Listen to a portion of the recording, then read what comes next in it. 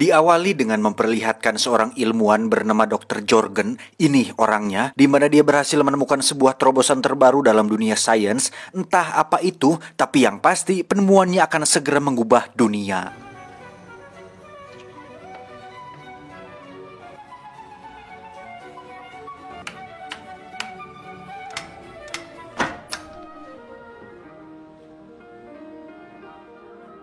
Lima tahun kemudian, diadakan sebuah seminar yang dihadiri para cendekiawan dan orang-orang besar, di mana sang moderator membuka sebuah kotak yang isinya adalah Dr. Jorgen seukuran jari tangan seorang manusia.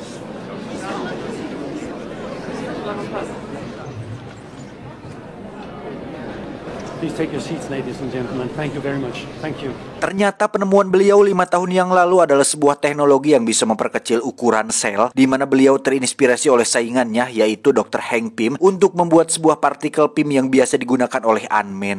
Convert a man of 1.8 meters to just 12 point, and after a brief rest, fully recover within an hour or two. Lebih realistis dibandingkan cerita film Ant-Man, Dr. Jorgen yakin jika manusia mengecil maka berbagai permasalahan dunia akan bisa teratasi. Contohnya adalah satu kantong plastik yang dibawa oleh sang moderator, di mana isinya merupakan kotoran dan sampah yang dihasilkan oleh 36 orang selama 4 tahun terakhir.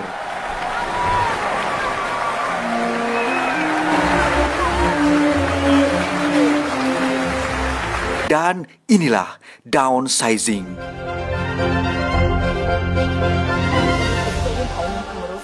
10 tahun kemudian, cerita akan berfokus pada seorang pekerja biasa dengan tingkat ekonomi menengah ke bawah bernama Paul. Ini orangnya. Pada tahun ini, penemuan Dr. Jorgen tentang pengecilan ukuran ternyata sudah bukan hal baru lagi, di mana dia dan sang istri yang sudah capek hidup sederhana akhirnya memutuskan untuk mengikuti program pengecilan tubuh setelah melihat bahwa temannya ternyata sudah melakukan hal itu lebih dulu. So the decision to...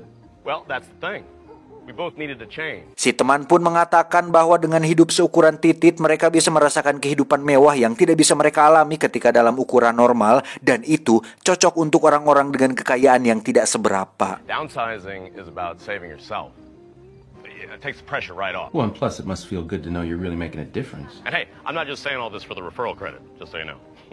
Suatu hari, Paul dan sang istri pun mendatangi sebuah tempat untuk menyaksikan demo tentang program pengecilan ukuran ini, di mana sang pembawa acara yang berukuran kecil itu pun menunjukkan berbagai kelebihan yang tidak bisa manusia normal rasakan, di antaranya rumah mewah, fasilitas perhiasan, dan kesejahteraan yang tiada tara.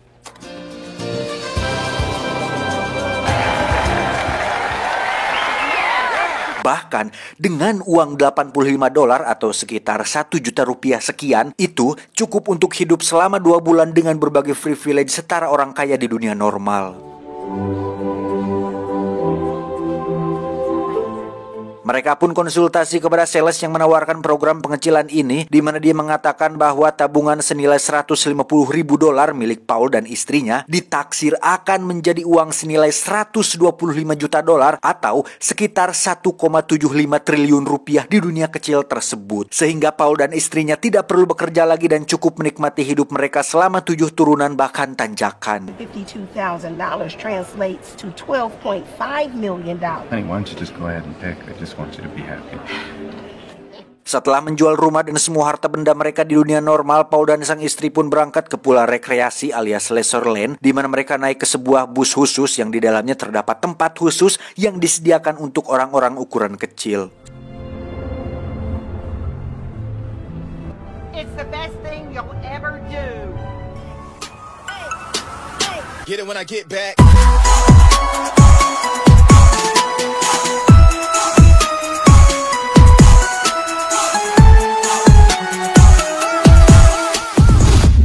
Sampai di lokasi, mereka berdua pun dijelaskan bahwa prosedur pengecilan ukuran ini memiliki 2 resiko, yakni cacat permanen dan kematian, di mana mereka berdua sudah mantap untuk hal itu dan siap untuk menjalani serangkaian prosedur tersebut. Safranek, Paul Safranek? Yes. Tak boleh ada rambut, kulit mati, gigi palsu, karang gigi, bulu ketiak, bulu bawok, dan segala macam benda mati harus ditiadakan agar prosedur ini berhasil. Dan setelah siap, mereka pun ditempatkan di ruang khusus untuk memulai prosedur pengecilan tersebut.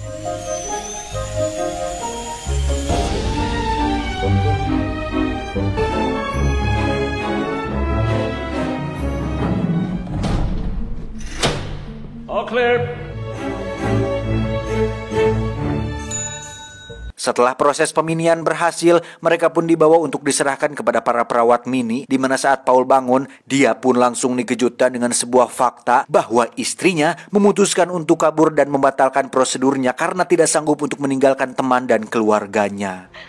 I can't leave my family. I can't leave my friends. I feel terrible. I let you down. I feel awful. Wait. You're not leaving me here. Karena tak ada prosedur pengembalian atau pembesaran untuk kembali menjadi normal, Paul pun terpaksa harus hidup sendiri di Laserland dan menikmati hari-harinya di sebuah rumah mewah tanpa adanya seorang wanita yang menemani. 1 tahun kemudian, Paul pun memutuskan untuk bercerai dengan sang istri dan sebagian aset pun dibagi 2 karena ada peraturan harta gono gini. Sehingga saat kekayaannya mulai menyusut, Paul pun terpaksa harus bekerja kantoran untuk menghidupi kebutuhannya. Lah, ngapain jadi kecil atuh kalau kerja maning mah. Sat. Thank you for calling Land's End. My name is Paul. How can I help you today?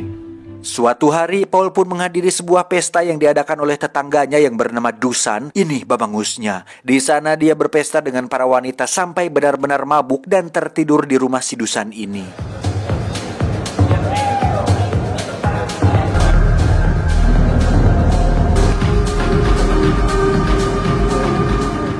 Ini adalah Lan, seorang wanita asal Vietnam yang menjadi petugas kebersihan di rumah Dusan, di mana dia ketahuan tengah mencuri beberapa obat dengan alasan tidak memiliki uang yang cukup untuk mengobati temannya yang sedang sakit.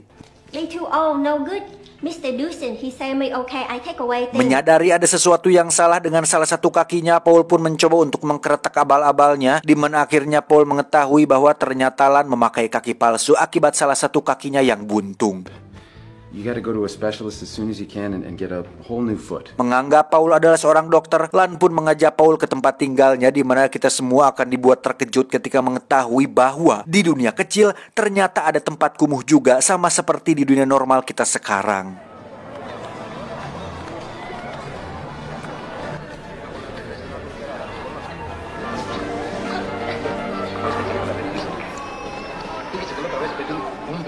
Can we use the elevator? No elevator.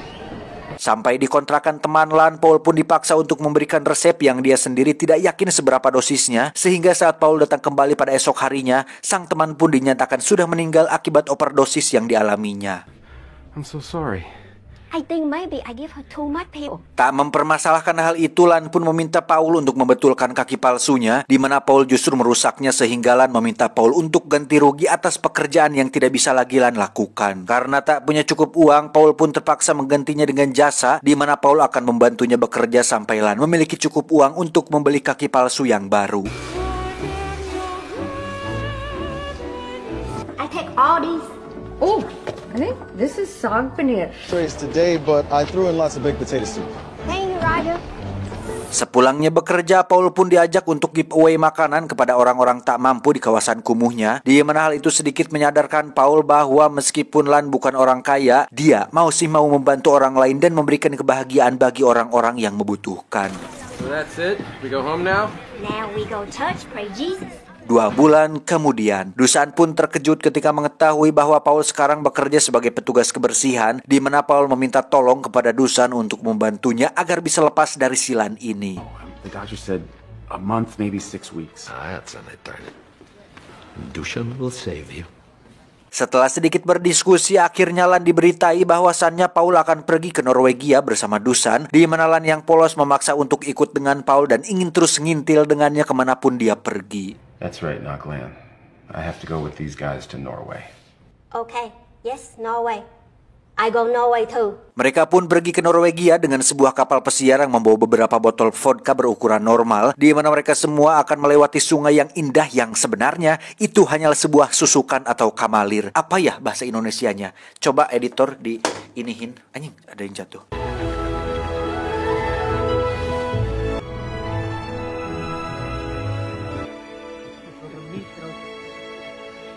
Mereka pun tak sengaja menemukan sebuah kapal kecil yang ternyata itu adalah Dr. Jorgen dan istrinya, di mana saat mereka ikut menumpang, Dr. Jorgen pun bercerita bahwasannya tak lama lagi umat manusia akan binasa oleh pemanasan global, sehingga dia dan timnya sudah membuat sebuah terowongan menuju ke tempat aman di bawah tanah yang bisa menampung seluruh umat manusia yang tentu saja berukuran mini. I didn't want to believe it. None of us did, but it is now an actuarial certainty. Earth will indeed purge itself of human life. Sampai di Norwegia, mereka pun langsung disambut oleh indahnya alam dan pemukiman yang asri, di mana itu semua dibangun oleh Dr. Jorgen dan timnya, tepat di lokasi yang tidak ada nyamuk dan hewan-hewan kecil berbahaya yang bisa mengancam kehidupan para manusia mini.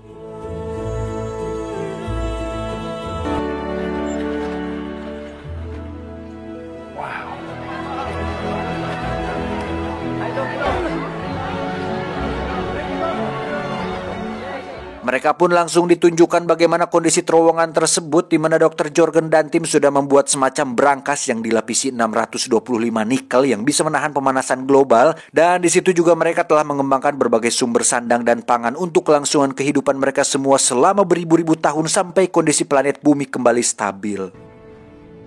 Isn't this brilliant? It's like Noah's Ark. Spacious and easily expandable to provide for future generations, just until the surface environment stabilizes. Teori kepunahan umat manusia ini tentu didasarkan atas penelitian oleh beberapa ilmuwan hebat di dunia, termasuk Dr. Jorgen, di mana mereka yakin bahwa dengan brankas yang telah mereka buat pada kedalaman 16 km ini bisa untuk umat manusia tetap bertahan dari berbagai bencana alam yang terjadi di masa depan.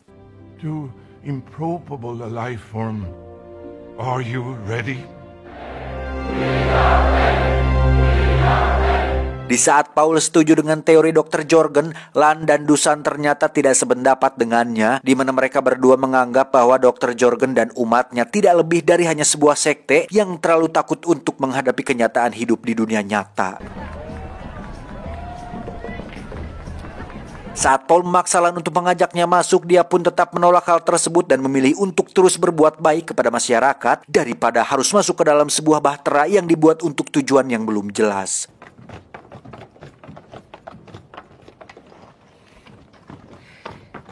Saat sudah masuk, Paul akhirnya berubah pikiran ketika mengingat bahwa masih ada jemuran yang belum diangkat dan cicilan Kosipa yang belum lunas, sehingga Paul membatalkan keputusannya dan memilih untuk hidup bersama Lan dan berbuat baik kepada orang-orang.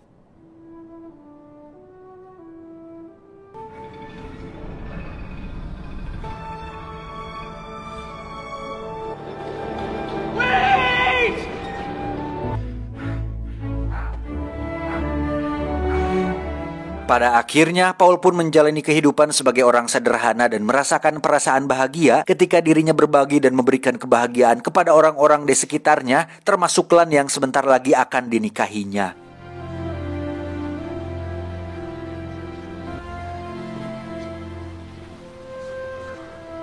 Namun tak disangka, satu hari setelah mereka menikah, tempat kumuh itu pun diinvasi oleh beberapa kecoa yang terpancing oleh kotoran dan bau yang dihasilkan para manusia mini ini, sehingga para kecoa tersebut berterbangan ke sana kemari yang membuat manusia kecil di Laserland punah saat itu juga. Hahaha, ngarang sih, tapi seru juga kalau endingnya kayak gitu. Tamat, ending yang cukup mengkerdilkan.